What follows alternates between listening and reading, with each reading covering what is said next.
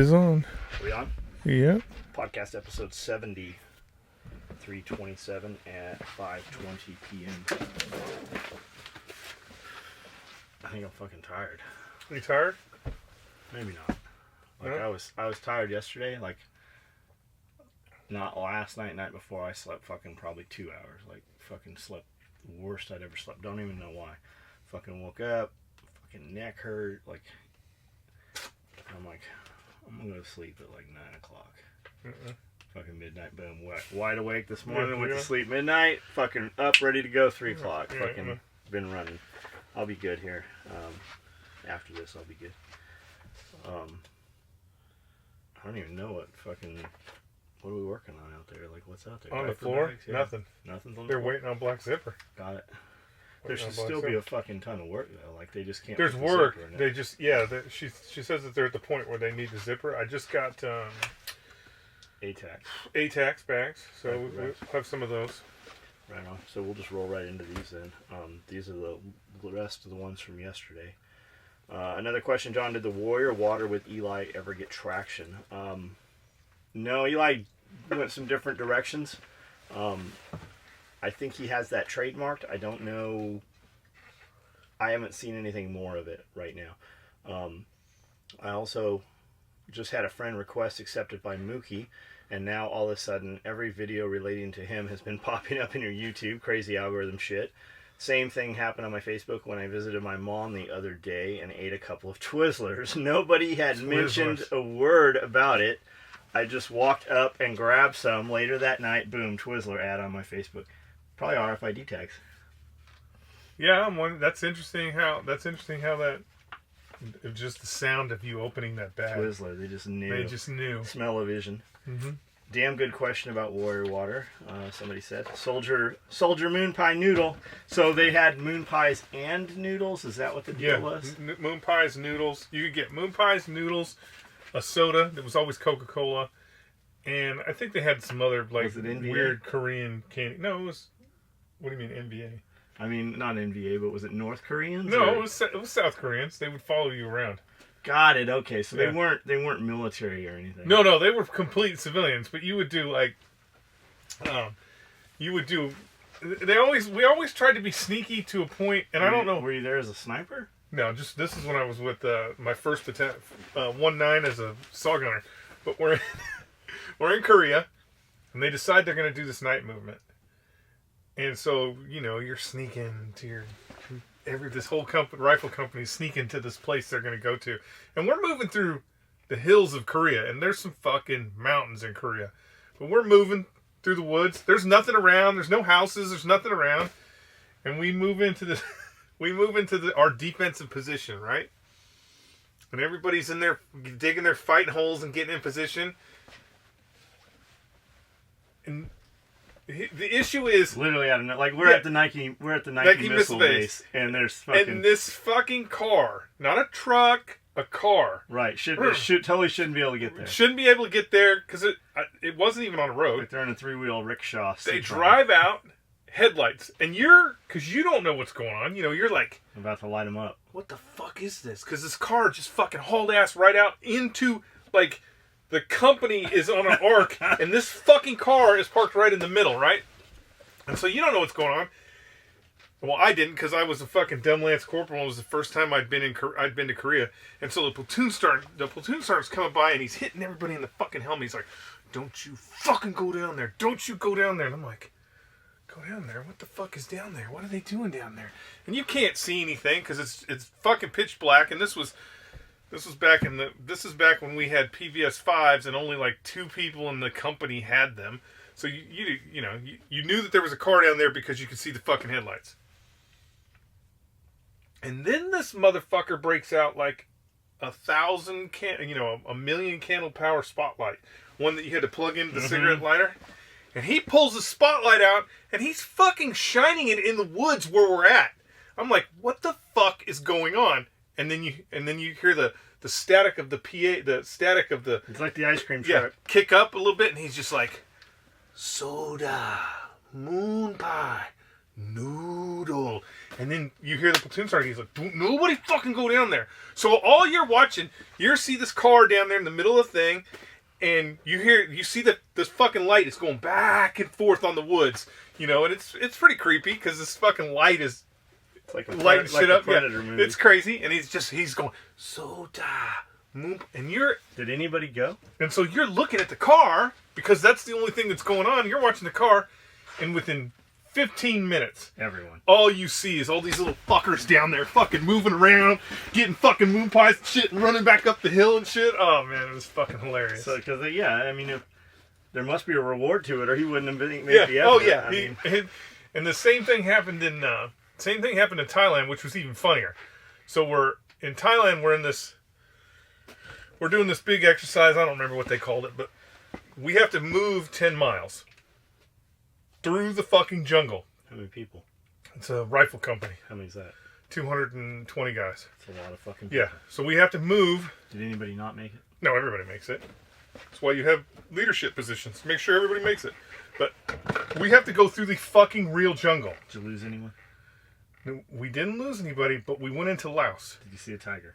No tigers, but I did see bamboo. Poisonous snakes? That had fucking thorns on it that was like this long. Like, I mean, the jungle in Thailand is just like Tennessee. Everything's trying to eat, kill you, or fuck you. Lay eggs in you. So we do this movement. Suck your soul.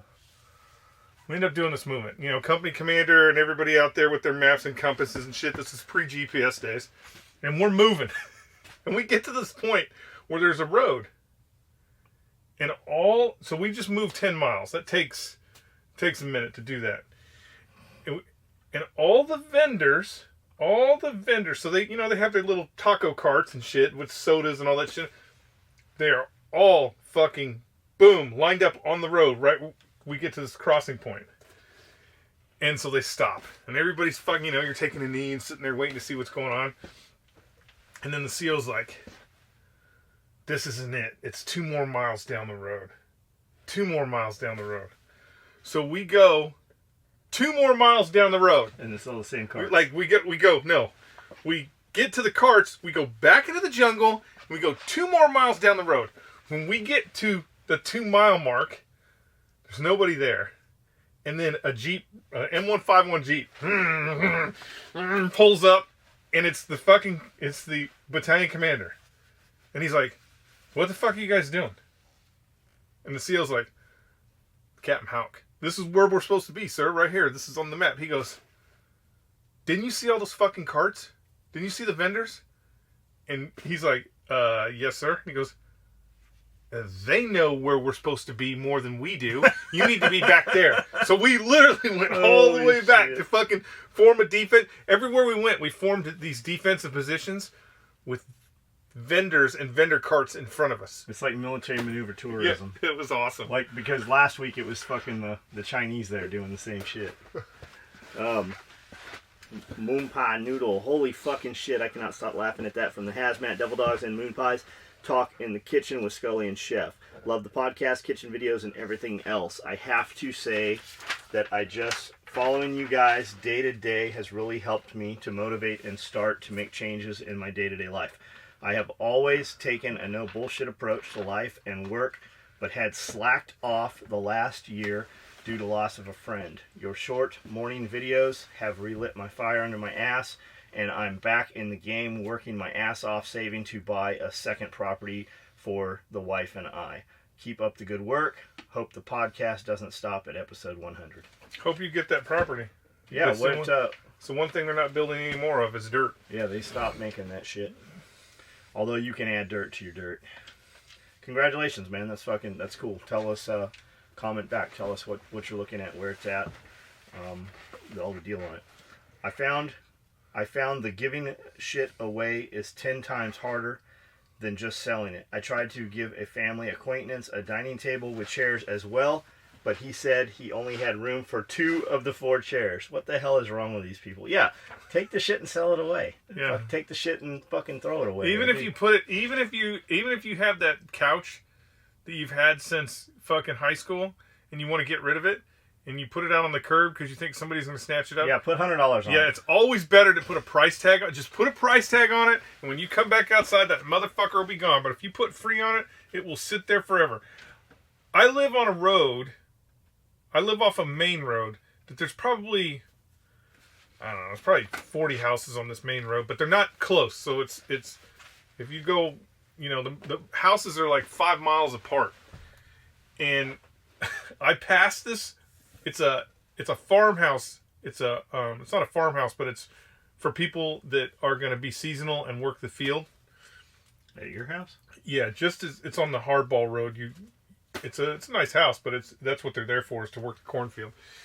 And these I mean, I'm sure they get it, but they took a baby seat and put it out by the road with free on it. It has been there for a fucking week because there's nothing but old people where we live. There's nobody with kids out there. Stop and put a $20 price tag sign on it and see what happens. But I mean, you know, you're just driving by this baby seat that's just sitting outside.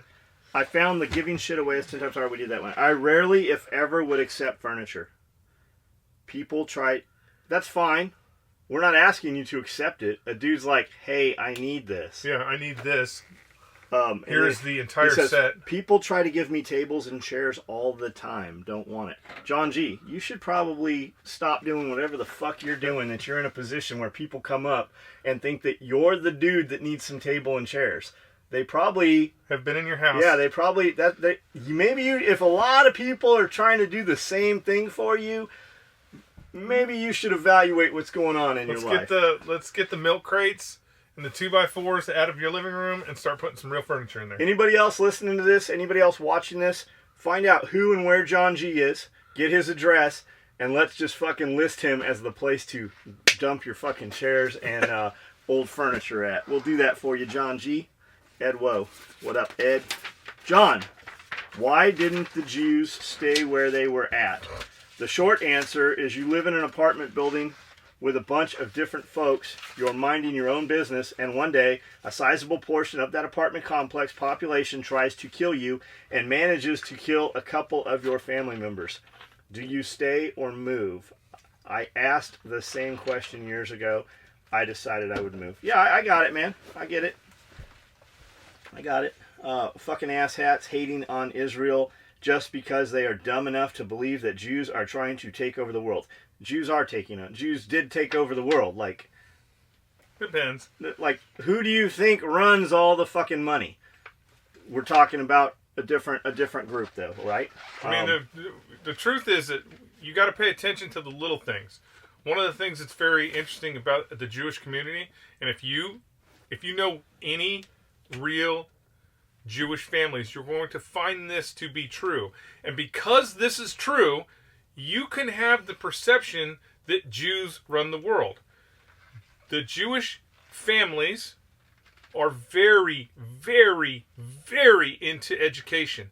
They force education from the time their children are very young. They force education. So it's very rare for you to meet somebody that is in the practicing world of the Jewish community, that they do not have higher education. And the truth be told, it's the higher the education you have, the more money you have possibly to earn. So plus at the high levels that we're talking about, like the permanent government, the cabal, fucking elite, right? That's generational money. There's not a lot of dudes. Well, there's probably no dudes up at that level that just were homeless fucking 20 years ago. Like, it doesn't happen. Starbucks. Tell me Starbucks about guy. He ain't even in the fucking. He is in the billionaire club. What's his story? Same thing. He lived in section as a child. He lived in Section 8 housing. His family was very poor, and he just. That's cool. Took that step to become a. That's cool. It's probably bullshit. Well, he's running for president, so I hope. Is he really running for president? Yeah. It's like all the rappers talking about getting shot up, and they've never even been shot at. Hey, we know 50's been shot. Yeah, 50. 9 times in one city. 50. In one serving, 9 times. Now, hey, 50, tell the truth. one of those bullets was fired from your gun, wasn't it? Don't lie. Oh, shit. Don't lie. That first one that went into your foot, you fired that one. I'm just kidding. Took the bullets out of 50, put them in my 4.5. Did Skully or John ever play team sports as a kid? Yeah, I played football. Soccer. I played soccer too, real young. All middle school, I did baseball. All middle school, and a little bit of soccer, and then high school, I played football. I played one season. Second season, I wasn't really good because I didn't apply myself. Like I hated the running and the sit-ups and the push-ups and shit. And I was allowed to quit. Yeah, that's the truth. You can't if you're gonna. I was allowed to quit. If you are going to, well, not if you're going to. There are very few things in our world that have discipline anymore. It's part of the reason why everybody attacks religion is because of the discipline involved in religion. But there are very few things that have discipline anymore, and that is really why you're just allowed to stop. Your generation, you have this generation of madness. You should get your children into sports at a very young age, and you should not let them quit. As a parent, your job is to form human beings, not little shits that are spoiled. Force them to play and not let them quit. They will be better because of it. Did Skully or John ever play team sports? I say John would have been a good wrestler at 140-pound weight class, old rules. Skully may have been a good left-handed pitcher. Both of them would have made good hockey players if they grew up in Wisconsin instead of the deserts of Cali. They fucking wouldn't let... I pitched for a little bit. What I really wanted to do, I always have these weird goals. I always have these weird ideas of what I want to do. And then you get to the dream makers and they're like, you're fucking left-handed. You can't do that. I wanted to catch. I wanted to be a catcher. Catchers cannot be left-handed because the throw is farther to second base for a left-handed person than a right-handed base. Or for a right-handed person. Same thing with all I wanted to do when I joined the Marine Corps. All I wanted to do in the Marine Corps was shoot a machine gun. I wanted to be a machine gunner. I wanted to carry the M60 and shoot the M60. And they're like, you're left-handed. You cannot have a machine gun, bitch. The only choice in the Marine Corps is rifleman or mortarman. And oh my God, I did not want to be a mortarman. Thank God the Sergeant Major Booker was looking out for me and got me rifleman. Which I ended up with a machine gun in the end, but crazy. Left-handed, it's a problem. I got a video I'll find and send you. It's a dude playing college ball, basketball. And all through high school, it's like, what's it going to take for me to play in the NBA? And the coach is like, you're never going to the NBA? And he'd come in every couple of weeks. What's it going to take to get me? And he's like, you got to get serious. You got to apply yourself. Then he comes back and he's talking to him, next season. He's doing real well. What's it going to take to play in the NBA? And finally he gets to the point where he's like, if you do this, you get faster, you apply yourself. This is the most important thing in your life. You're here a fucking hour early. You leave an hour afterwards if you're the best player. Finally, he gets like college ball or whatever, right? And he's like, what's it going to take? He goes, you got to lose 20 pounds. He goes, you don't meet the eye appeal. As a scout, as a head coach, you are not what I'm looking for. You do not photograph. And dude ends up playing for the Spurs or some big basketball team, right? And starting fucking first time on the court, fucking like killing it. Does a couple seasons. Now he's a motivational speaker. He's fucking. I think I heard you listening to him. Yeah, borderline. On his way to billions. Fucking good talk. But that kind of thing, like you just got to not take no for an answer. And then there's a time to switch gears and maybe go somewhere else. But all that you learned and applied to getting to that point still will apply everywhere else in life. Here's another Iraq story. Uh-oh. We had to train the local Iraqi police how to do their job. Mostly, it was micromanaging the way they searched people coming through the border, either by pat-downs or metal detectors. There was a day we had to take some detainees somewhere and had the Iraqi cops use one of their pickup trucks. So, the prisoner guy gets in the bed of the truck. The IP with an AK gets ready to climb up in the back of the truck. You know where this is going. Yeah, and hands his rifle to the prisoner so he can comfortably get in. Nothing happened, but everyone lost their shit yelling, you guys should have let that motherfucker go. Like, you should have just let that guy, that prisoner showed himself trustworthy and didn't just fucking smoke all you fools, you should have gave him like a, okay, you get a 5 minute head start. Yeah, that definitely sounds right about Iraq. Jeff got let out fucking into the wild when he was fucking locked up. He's like, hey, am I supposed to be out here? I'm probably not supposed to be out here. Oh shit. Hey guys, how about telling a story on how you guys met your significant others? How did John meet Amanda, and how did Skully meet his wife? How'd you meet Gina? Through Pornhub. Was it Pornhub? It was Pornhub. It really was Pornhub? Yeah. I met Amanda at I had an apartment building 1 block up from the beach. It was as close to the beach as you could get without having the houses on the beach. And it was pretty nice. Especially, it was the nicest place I'd lived at the time. And I had 3 garages there and shit. There was a beauty college up front. And we were just driving by. I was in my buddy's Eclipse. We were going to the house to, I don't know what we were doing. We were getting something. Probably meeting chicks over there at the apartment or something. And we're coming by and I just see this little fucking blonde haired girl. And we pass her. And I'm like, back up. I wasn't even driving. Back up. So we back up. And Mike rolls his window down. I'm like, hey, come here. And she comes around. And I give her my business card. I go, this is my phone number. Call me and I'll tell you where we're going tonight. And that's how I met her. Like, fucking, I've known her fucking ever since. Yeah.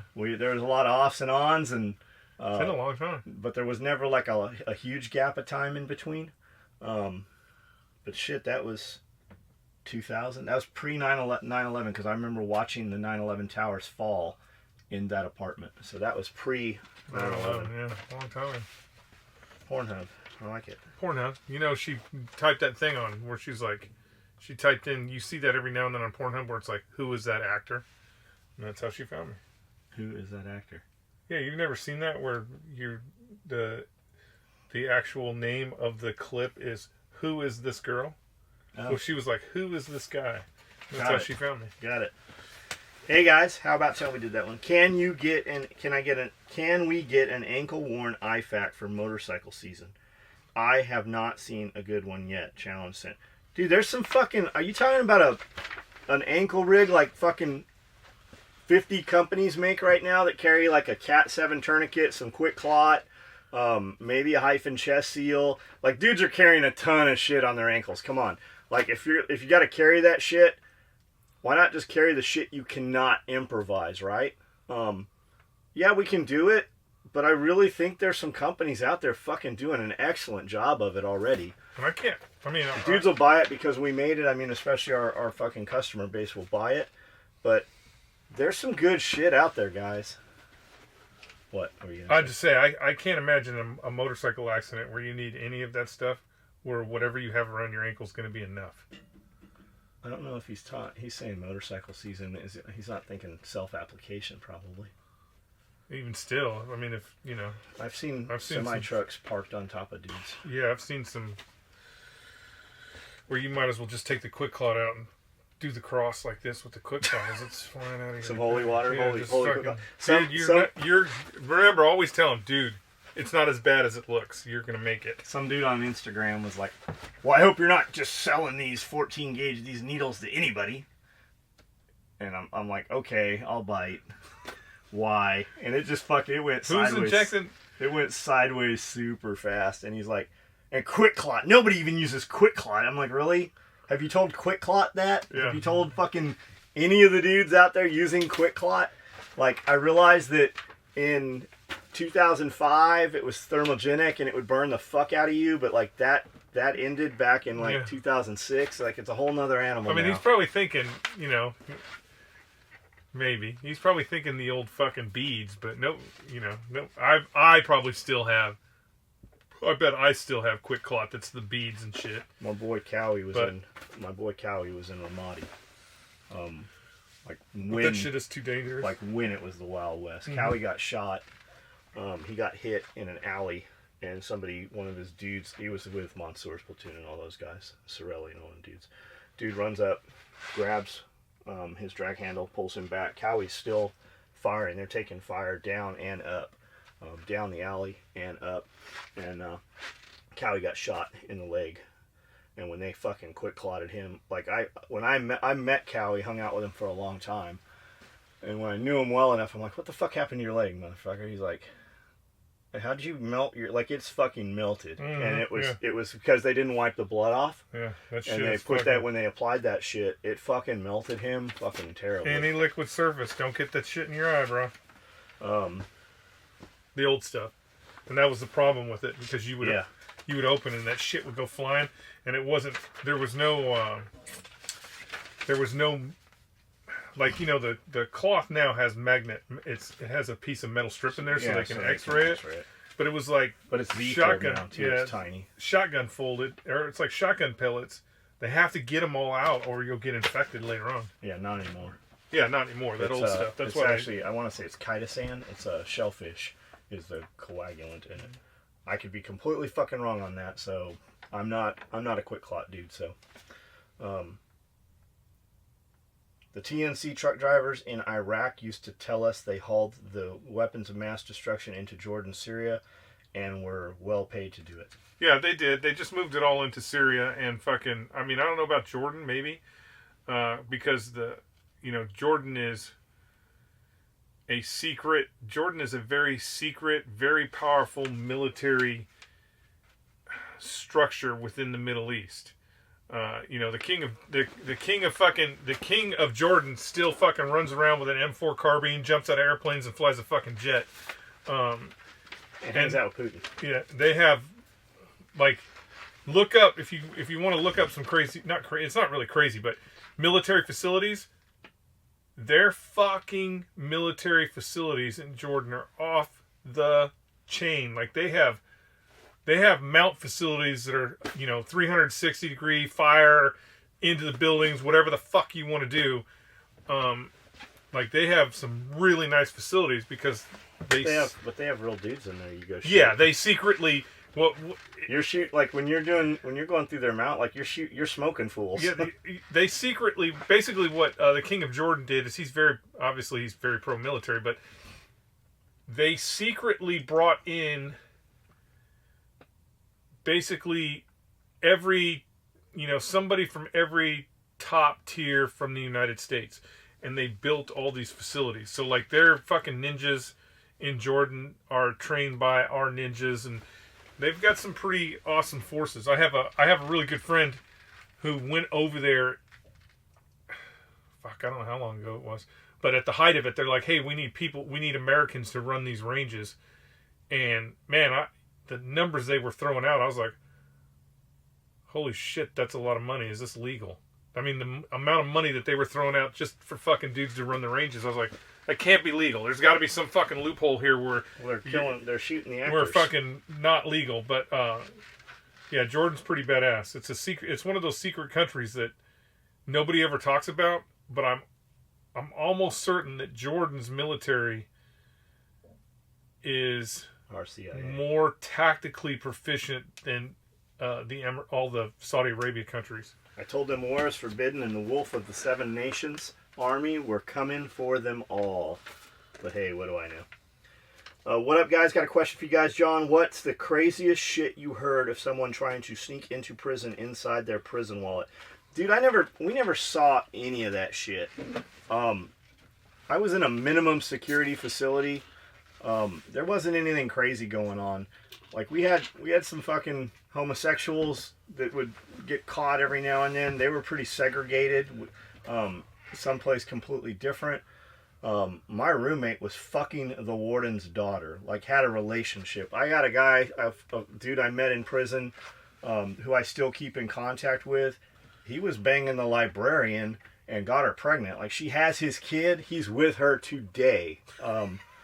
There was always a female getting escorted out, the FBI or whoever the internal affairs, I think it was FBI that would actually come in. Yeah, it had to be FBI. And they'd come in and they would arrest every 6 to 8 weeks. Some female officer or staff member would get arrested for having sex with fucking inmates. It was not like the fucking movie show. I mean, I'm sure there's prisons like that. I was in a federal minimum security prison, so there was no fucking crazy shit like that. The truth that the truth is it's the people, it's the staff that's bringing shit in. It's the staff that's bringing most of that stuff in. It's not really dude's prison wallet and that shit. It's the staff. What happens is dudes will have their chicks come in because not all of them, most of the guards though, like, they were bullied in school. They get a job doing this. They fucking have done it 15, 20 years. They fucking hate it. Every inmate in the fucking place knows exactly what every guard drives. They know exactly what the warden drives. It is not hard to find that info. And like Lompoc was pretty rural, or at the time was. So dudes would have their chicks come in and then hit on those guards, have fucking a sexual relationship with them, and then blackmail them to bring the shit in. And it wasn't hard to get those guys to do it.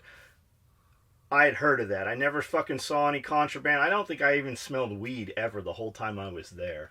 But like I was there with like white collar crimes. Like the dudes I was there with, like their crimes were in Wall Street Journal, shit like that. There was federal judges were in prison who were letting chicks go for sucking their dicks and like shit like that. There wasn't like, it was all money crime stuff. So we didn't see any shit like that at all. Skully, what's the funniest or most fucked up shenanigans you pulled on someone in your platoon or otherwise? I mean, you've talked about this. I've got shenanigan histories. I mean, I like to pull shenanigans. The one that the last good one that I pulled was my lieutenant, our platoon commander with the sniper platoon. He wanted to go on a fucking patrol. Young kid, straight out of OCS. And he wanted to go out on a combat patrol. I'm like, sir, that's not your job. You're not going out with them. They need to go out and do their business. They don't need you tagging along. And he was just frothing at the bit to do it. Well, finally, the H&S company came down with like a total no-brainer.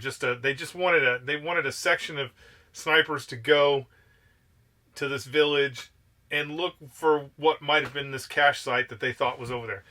So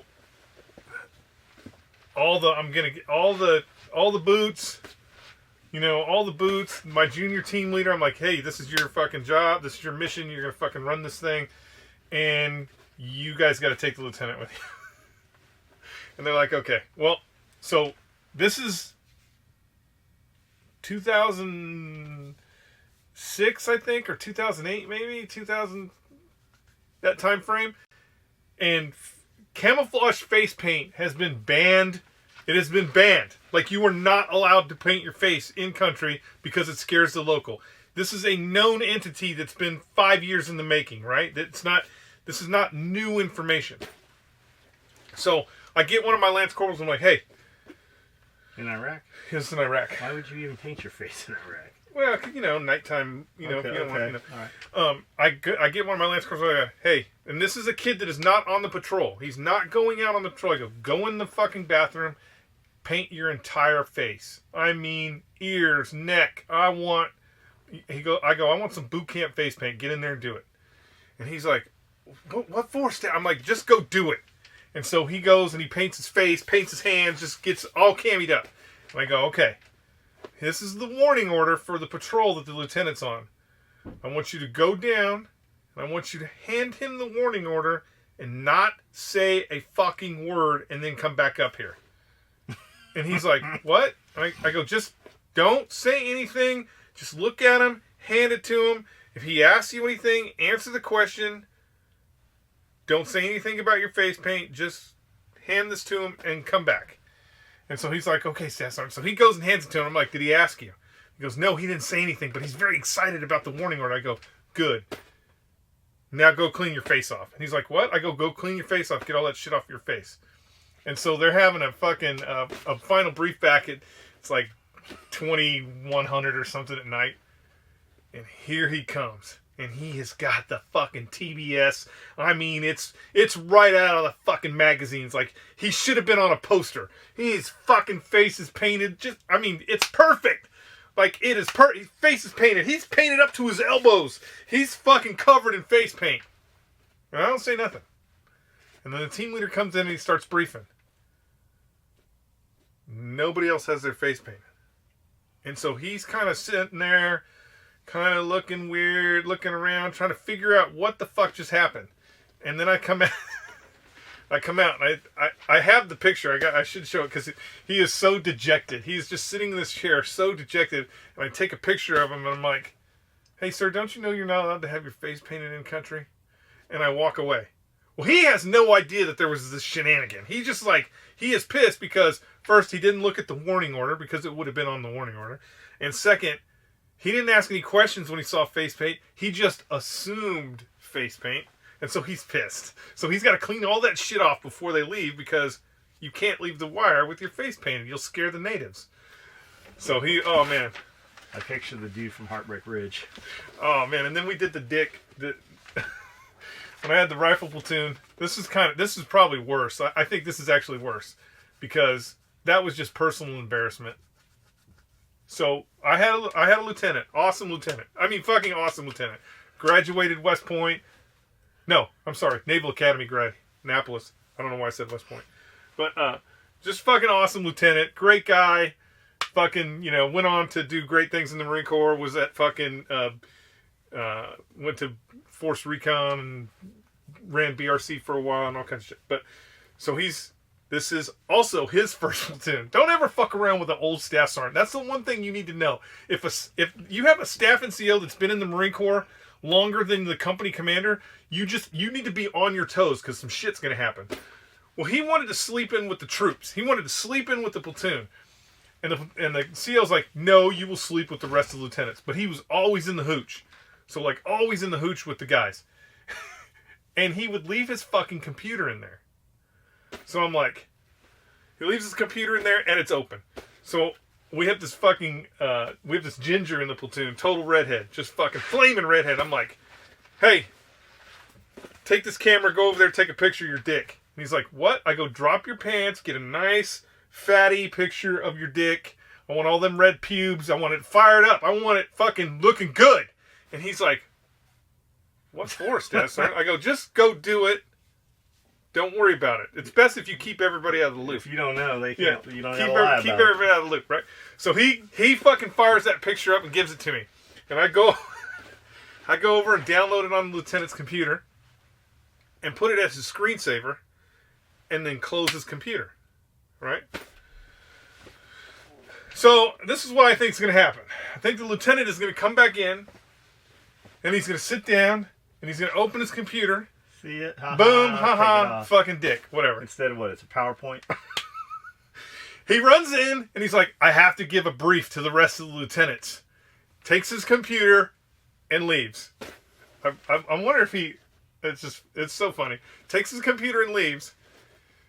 He's in the briefing room, and he has to do a PowerPoint. So he's plugging his computer into this fucking port, opening it up, fucking around with his notes, while his screen pops up on the big screen, and it's just this fucking dick. All the lieutenants. I believe the company commander was in there too. The XO. I wonder why it's always the XO. So when with the face paint lieutenant, it was the battalion XO. Was like, you're lucky that wasn't me. I would have fucking burned you. I'm like, burned me for what, sir? I didn't tell him to paint his face, blah, blah. But then the same thing, the XO from Baker Company, he's brought me to his office like, that's some fucking crazy shit you did, Staff Sergeant. I'm like, what are you talking about, sir? What's going on? And he's like, that fucking dick picture. I go, dick picture? What are you talking about? You got to deny it. And I'm like, what are you talking about, sir? He's like, that big fucking dick picture you put on the lieutenant's computer. I go, sir, I really don't know what you're talking about. You got a description of this penis? I mean, I don't know what did it look like? And he's just like, get the fuck out of my office. But you might want to look through his computer and see if there's any more of them. Oh shit, it was funny. Bunch of stuff like that. I say we just completely genocide the Middle East and make it a province of the United States. Wipe them off the map and breed them out of existence. Wow. That's what they want to do to us. So, I mean, turnabout's fair play. I don't think that's the case. You know, the issue with the Middle East, the issue with the Middle East is it has to be ruled with an iron fist. They will do great things. They will do great things in their community as long as you have the boot on their neck. Like Africa. Yeah, I mean, you know, the Chinese are taking over Africa. We should take over the Middle East. Are they taking over Africa? Oh, yeah. So, like Empire. You didn't have these problems during Empire. No, you didn't have problems like this during the Empire years. Fuck yeah, finally got the first comment on the motherfucking best gear brought to us by some cool motherfuckers made in the motherfucking USA. Roy, right on. Alright, we'll get into this. I want to do Chinese made in the motherfucking USA. Made in motherfucking China? Yeah, made in not motherfucking made China. in motherfucking China. We could do a patch that is not made in motherfucking China. For less than $27,000, you can order an excellent condition armored personnel carrier from the Czech Republic or Poland. Some are even amphibious. Just a thought. Yeah, you can get those. There's a lot of people that import. I don't want to say a lot of people. But what's it going to cost? But there are people that import it, and the problem with that is, if you're not getting on a plane and flying over to the Czech Republic and actually inspecting the vehicle that you're buying, you're rolling the dice. You're also rolling the dice about how customs is going to treat that item when it gets into the United States, and then there's all kinds of taxes and licensing. It is better if you're going to buy even those Czech Republics. Like I just saw it, like on eBay right now. There's a BTR 60. The dude wants way too much money for it, but there is a BTR 60 on eBay, and the fucking thing's in Maine. What is that? It's a Russian amphibious armored personnel carrier that's got a turret, a little small cupola turret on it. Barrett has one. Barrett's got a fucking. He's got a ferret. Yeah, he's got some crazy shit. But I think Barrett has some Russian rear deck, rear hatch fucking lets down. Looks like it'll seat fucking maybe 16 people Tracked or sideways. Tracked? I think it's. I want to say it's tracked. I'm not positive. He's got a few of them. So I mean, it's always better to buy that stuff in the United States because you can, inspect it and all that shit.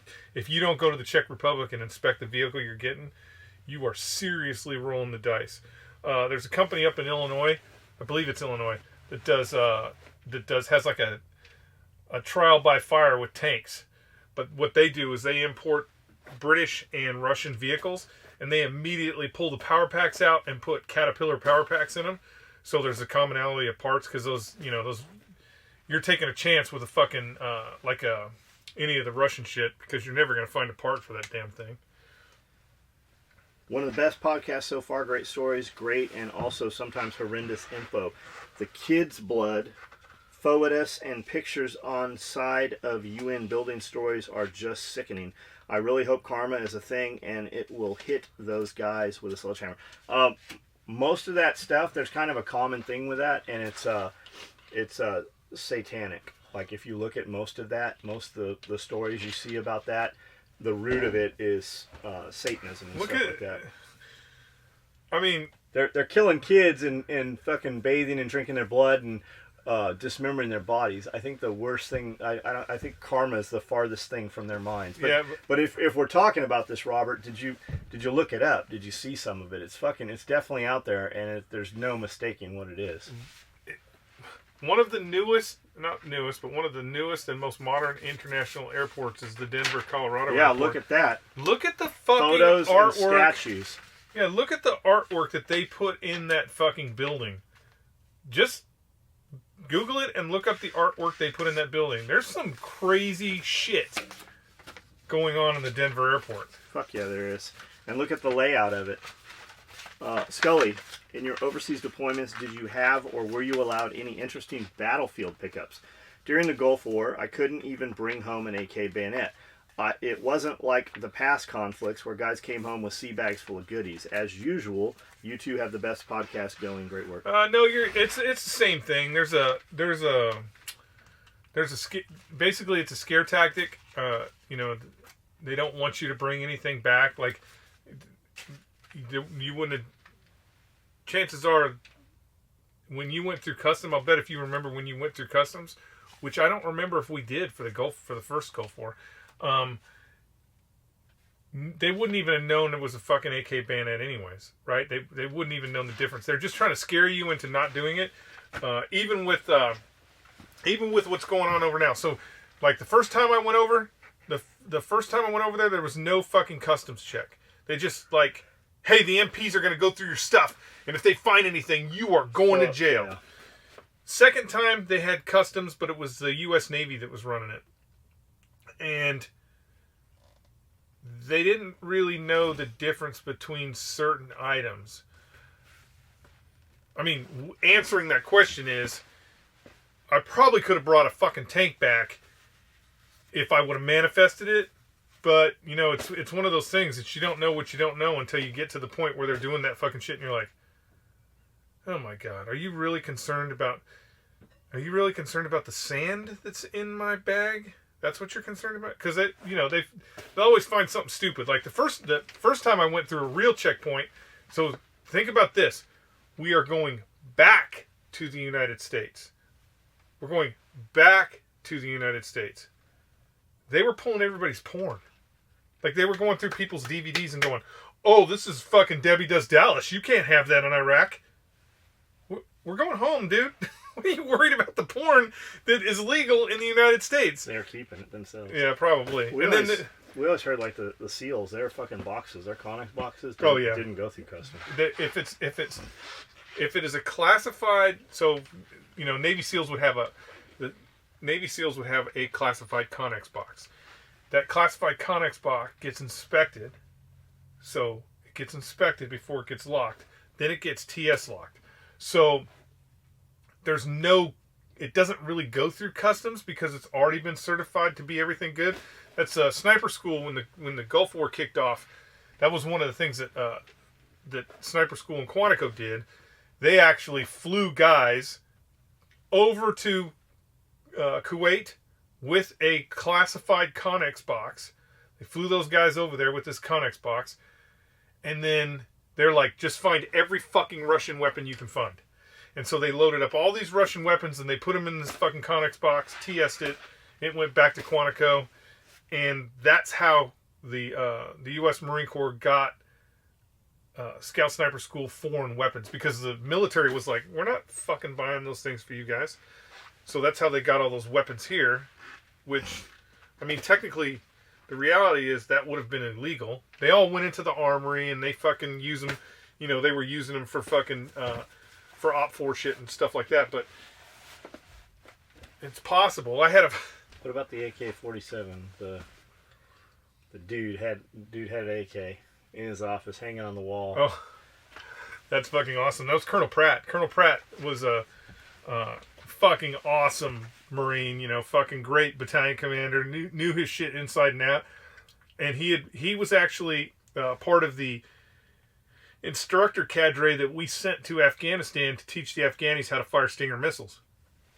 So he was working for, as a younger officer, he was working for the CIA to show the Afghanis how to fucking shoot down Hind helicopters. So he does whatever ninja shit that they're doing and all that shit, and gets back through the normal channels, is doing Marine Corps shit, and he has this package arrive from the CIA, or from Langley, Virginia. And the Sergeant Major and them are like, what the fuck is this?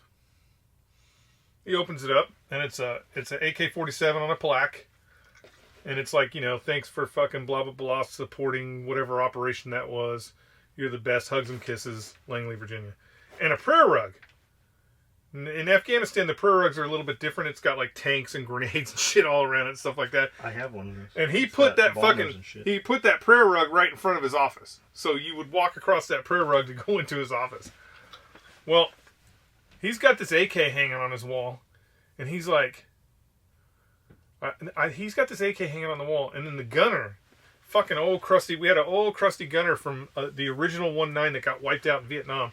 He was an 81 millimeter mortar guy. When the battalion got fucking wiped out to, like, I want to say they had 200 guys left, maybe? I don't know. But anyways, the gunner's sitting there and he's looking at this fucking plaque. And he's like, does that thing work? And the CO's like, oh, I'm sure it doesn't work. And the gunner's looking at it, he's like, no, I'll bet that thing works. And the colonel's, you know, he's like, yeah, whatever, you know. Sergeant Major's in there, and they're like, well, get it down. Well, what they had done is they had taken some screws, and they had screwed straight through the wooden stock, and they had screwed between the handguard, the little gap, the little heat gap in there, between the handguard and the barrel, to hold this thing on the plaque. So Gunner, they get it down and they unfucking screw it, and he's looking at it and fucking, he's like, this thing's fucking good to go. And the SEAL's like, and it's a machine gun. Yeah, the SEAL's like, no, man, that can't be right. There's got to be, it's missing something. I bet there's no trigger package. So they fucking take it all apart, and it's fucking good to go. So he immediately, he's like, all right, I love the snipers. We're going to give the snipers a class on the AK-47 because we're getting ready to go to the Persian Gulf, and we're going to run into AK-47s. So we were like, everybody was mobilizing to go to the Gulf. Everybody was mobilizing to go to the Gulf. So he's like, all right, let's go down there. So he's going to give us this class. And we are in the battalion area. The chow hall is right behind us. I mean, we're on the parade deck. And he's giving the class the AK-47, about this AK-47. And he's like, I'm going to shoot it. Gunner, I need you to make me a range right here. There's like 20, not 20. It's like 8 trees that grow in front of each of the battalion COCs. And he's like, right here on this tree. And Gunner's like, so you can't shoot that here. This is the fucking parade deck. He goes, I'm the battalion commander. I can do whatever I want. I just need you to designate this in a range. And he's like, I can't do that, sir. He goes, I don't even know what the fuck did he say? The maximum ord. They're always worried about the maximum ord distance of a firearm. So whenever they make a range, it doesn't matter if you're shooting 100 yards. If you're shooting 100 yards, the range fan goes out to the maximum ord of that weapon system. So, if that's, let's say it's 5,000 yards, max ord. Technically, at 100 yards, there's still 4,000 blah, blah, blah, blah, blah yards behind there that is within the range fan. So he's like, I don't even know what that is, sir, so I can't do it. He's like, okay, whatever. Get out the way then. He goes, I'm the battalion commander. This is my tree. I'm going to shoot this tree. So he blasts this tree with his AK. He shoots the tree so we can hear the sound of the thing. And I am sure to this day, there is still a fucking 7.62 by 39 that is just traveling up that tree as that tree grows. That's fucking awesome. Oh, shit. That was back when battalion commanders and sergeant majors and master guns were fucking real Marines. Those motherfuckers would do, if they wanted to do it, they would do it. Do you guys plan to start offering gear in Ranger Green? We do, don't we? OD. No, fucking, you can't even hardly get Ranger Green, and you definitely can't get all the shit to go with Ranger Green, and the Rangers don't even use fucking Ranger Green anymore. Oh boy, looking for a Unimog. I wish you ever success. Another dude says Unimogs are still widely used in German military. They're beasts. John, have you tried any of the ceramic coatings or miracle type spray coatings on your vehicles and or ATVs for ease of cleaning? Brian, we're going to coat the cars in it. We have not yet. It's $600 and you're supposed to just be able to fucking hose them off and never have to fucking wash them again, really. Nothing stays on them from what they say. Pierre saw it done. They do it at the Mercedes detail shop. So we're just going to take my cars down there and have them done. We just haven't. Also, I believe most of the art on the aircrafts were done by the crews and or local artists. Some are gangster as fuck. Easter Bunny of death type shit. Not just cute pinups and tits. Thanks again for the podcast this week. That is the truth. That any nose art is done by the crews or the ground crew. It's not a outside of the A10. The A10 is when you see the teeth on the A10, that's institutional. Those teeth on the A10s are institutional. That is an Air Force paint job has. Yeah, it's an Air Force mandate that those, in honor of the Flying Tigers, that's what those fucking teeth on there. But when you see boobies on a plane or a fucking Fat Albert on the side of a plane, that's the crew that's doing that.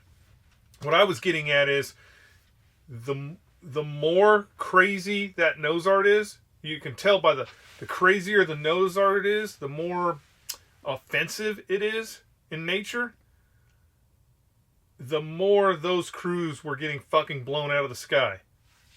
Because, that's just the nature of the beast.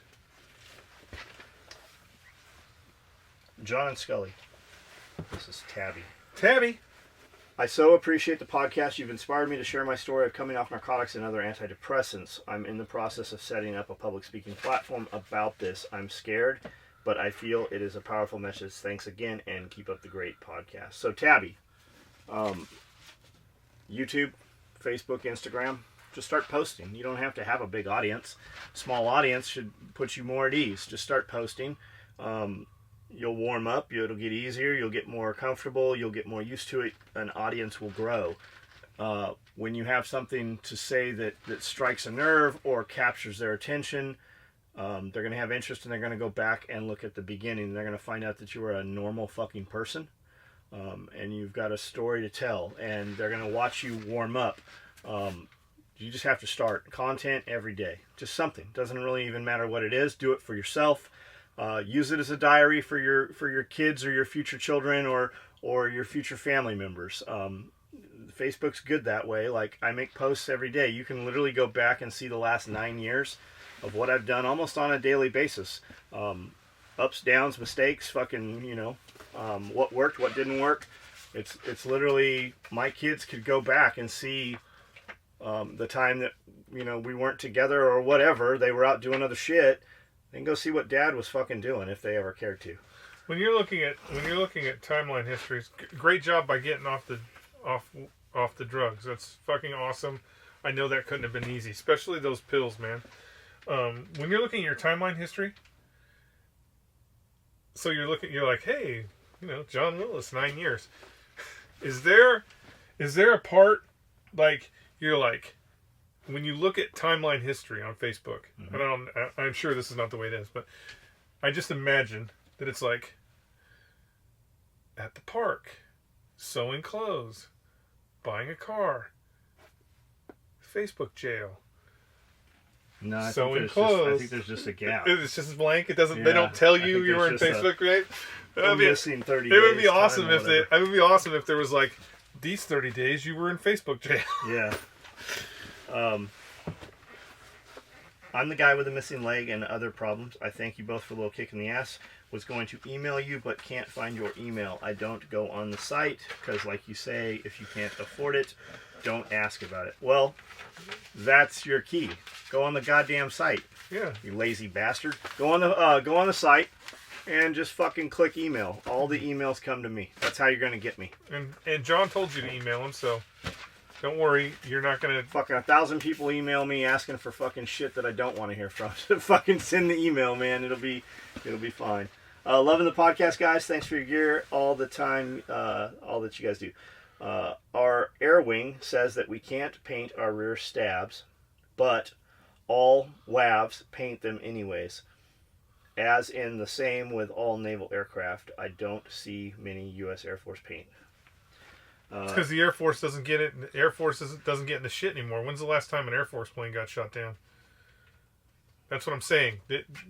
When it's routine, it doesn't matter. If I fill the bomb bay up in my B-52, and I fly over Afghanistan, and I drop all those bombs, that becomes routine.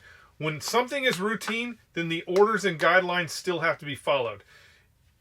I'll bet if you look at the B-52s that were on Okinawa, that were flying over Vietnam during the big push. What was that operation? I can't think of the name of the operation. It's a football name. But the big push, when B-52s were actually getting fucking shot down, like, I can't even imagine that. They were shooting down B-52s. I guarantee you, if you walked through those planes in Okinawa, there was a naked chick. There was a fuck you on one of them. I'm just saying, it's all about your contact with the enemy. The more contact you have with the enemy, the less those regulations apply, as long as that plane keeps going over enemy territory. They don't care if every time you fly past the tower, you press your butthole up against the windscreen and moon the operational commander. They're going to be like, well, he is in the air, sir. Yeah. I mean, he is flying, sir. And we need him to do that. We need him to keep doing that. I know you don't want to do that. Look at a pretty good movie about how fucked up that shit gets. There's a movie called Catch-22, and it's about how air crews have to get to these certain. It's about how the Air Force sets this up, where you have to get to a certain number of missions, but the Air Force has a special order that's called Catch-22. So if somehow once you get to that, yeah, once your squadron gets to the point where they're going to make those mission numbers, the Air Force raises the ceiling on the mission numbers. That way they keep the pilots in the seats and nobody goes home. To the guys asking for Skully to read the questions, John's printer would have to print in crayons in order for Skully to read them. You said read them, not eat them, so crayon, there's no reason to print You were talking about multicam whoobies. Kafaru makes one.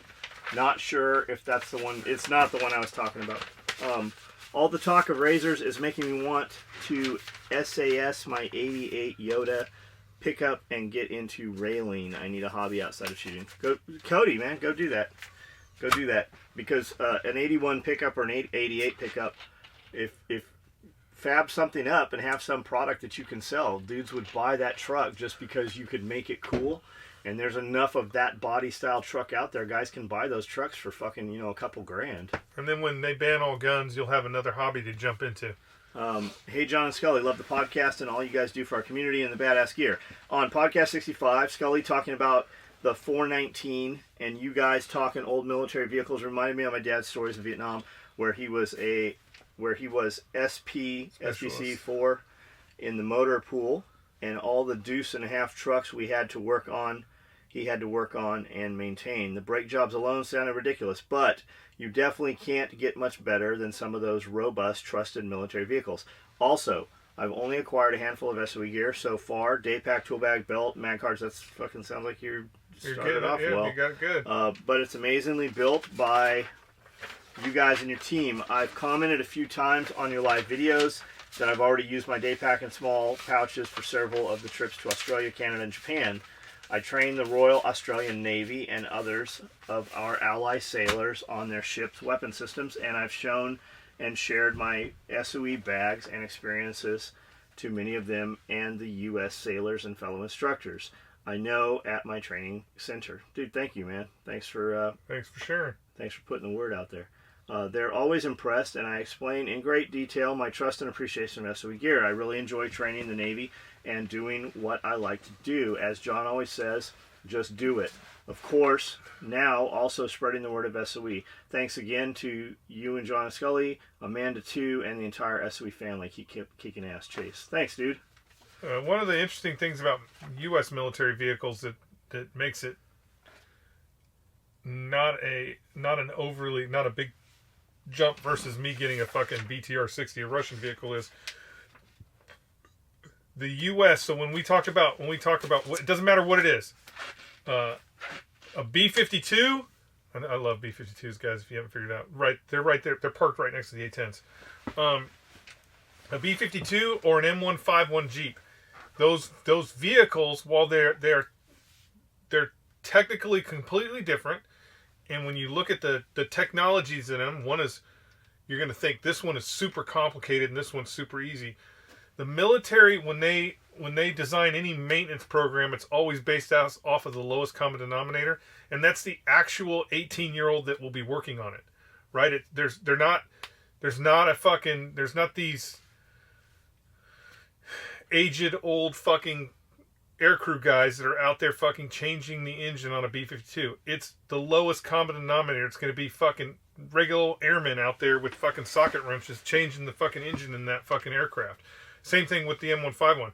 So the beautiful thing about military, any military vehicle, U.S. military vehicle, is there is fucking 20 different TMs for it.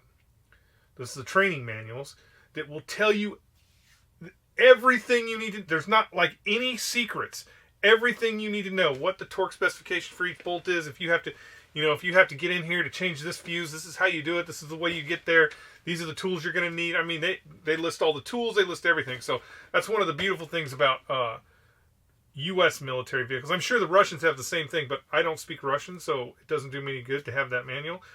But like, you know, my M151, I have 30 manuals on it. I am not a mechanic, but there is nothing I can't change on that on the M151 because all I have to do is go, oh, page 22, and then it shows you every step by step what you have to do. Republicans and Democrats are wings belonging to the same bird. That is 100% true. They're all. I mean, that's why. Think about presidents. Think about the things that presidents do. It's why you see presidents do things by executive order. So, like, you know, all the things that the Democrats were like, oh, Obama's such a great hero of the LGBT community because he put him in the military. He did that by an executive order. The reason why he did that is because the next president can immediately fall that into the trash and throw it in the trash. Obama didn't do nothing. Obama didn't do nothing for you by making it a fucking executive order. Other than give you a job that can be ripped away from you. Yeah, except to ensure that you can't keep it. That's the thing about executive orders. But when you look at their actual policies, like when you look at their policies, what they are really doing, they're all doing the same thing. I mean, they're yelling at President Trump because he separated children from adults that come across the border. That was a policy that Bill Clinton put into effect, right? That was Bill Clinton. The entire time Obama was president, he executed that. Liberals didn't mind when Bill Clinton and Obama was doing it. Now all of a sudden they're upset. They're not upset. They are not upset because, here's the thing, they're not upset because children are getting separated from parents. They're upset because there's a Republican in the White House. It's got nothing to do with the policy, because the policy is their policy. We're going to do one more. One more?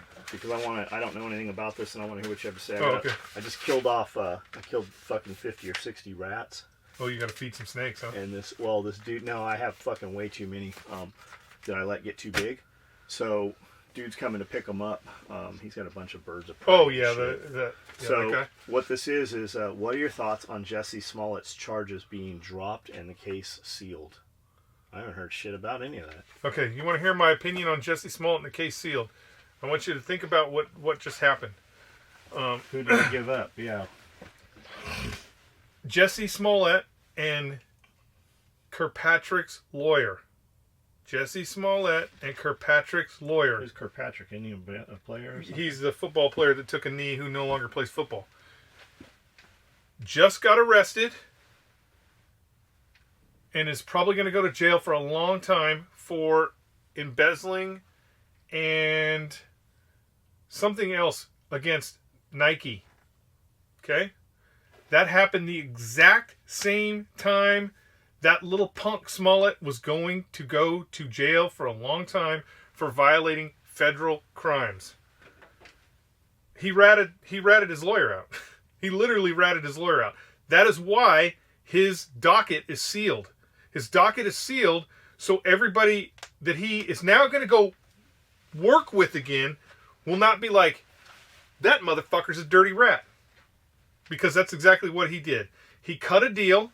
He threw his lawyer under the bus, and that's how he got out of those charges. Because his lawyer was the same lawyer as the other guy. Well, it's a big time lawyer. It really has nothing to do. Well, I don't know if it has tied to Trump somehow or some shit. It's not tied to Trump or anything. It's because they were trying to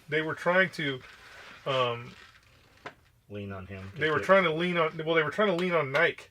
So his lawyer was in this big thing where they were embezzling and fucking what do you call it? Not coercion. Fuck. They were trying to blackmail Nike. Who knows what for? But they were. Smollett. He don't know no real criminals except for 2 Jamaicans, right? All he knows is, hey, I think my lawyer's doing some shady shit. You might want to look into my lawyer. How would he even know? Oh man, those people are all fucking hugging and tugging, and I would Hanging not out at the same parties, getting drunk, and heard some shit. It would not surprise me. It would not surprise me if his lawyer was aware of what he was doing. Because he was the thing about Jesse Smollett, you may not know this, or you may know this, is there was before his case, there was this, and Cory Booker's part of it, there was this big push to get rid of him. No, to do there was this anti-lynching bill. Like, people are, when's the last time have you ever heard of somebody being lynched? But Booker and all these people were pushing this anti-lynching bill, and guess who was part of that? Jesse Smollett. And Jesse Smollett almost got lynched. Wow. And his lawyer knew about, so he turned rat. He ratted out his fucking lawyer. That's why his lawyer's going to jail. Where's the money move on? And that's why he's anti-lynching bill out.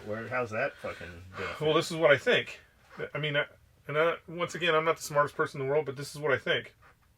If you put forth a program for an anti-lynching bill, there's going to be a bunch of Democrats. I'm sorry, Democrats, but you're very gullible. That are going to give money so to he's a gonna be program. The spokesperson. They're going to give money to a program that doesn't exist, right? Nobody's being lynched. Okay. So right? Nobody's being lynched. When's the last time you've heard of somebody being fucking lynched in the United States? So that money would go to a slush fund, which all those fucking people would pick at it. Gotcha. Anyways, that's my take on it. I really believe that he's a fucking rat. He ratted out his attorney, and because Avita, I know I'm saying his name wrong, but Stormy Daniels' attorney, also got arrested. So bigger fish. Smollett is a small fish, and I want you to think about this. Just imagine who they're going to give it. The DA is the only one. The district attorney is the only one that's in the loop on this. Both the mayor and the chief of police are like, what the fuck? What the fuck's going on here? Because they're crooked too. So, I mean, we'll see. But I say that he cut a deal. He ratted out his fucking attorney. Attorney's obviously a bigger fish because he's a fucking, multi-millionaire. Smollett is just this hack actor on a show that, come on, really nobody watches. Should be on Saved by the Bell. Now we'll go eat Vienna sausages and this is the time in Sprockets where we eat Vienna sausages. Sprockets? What's Sprockets? It was a thing where they would dance. A German dance show. All right, guys. John's got to go feed a vulture some rats so we can get a bald eagle on the property. That'll be your federal investigation, right?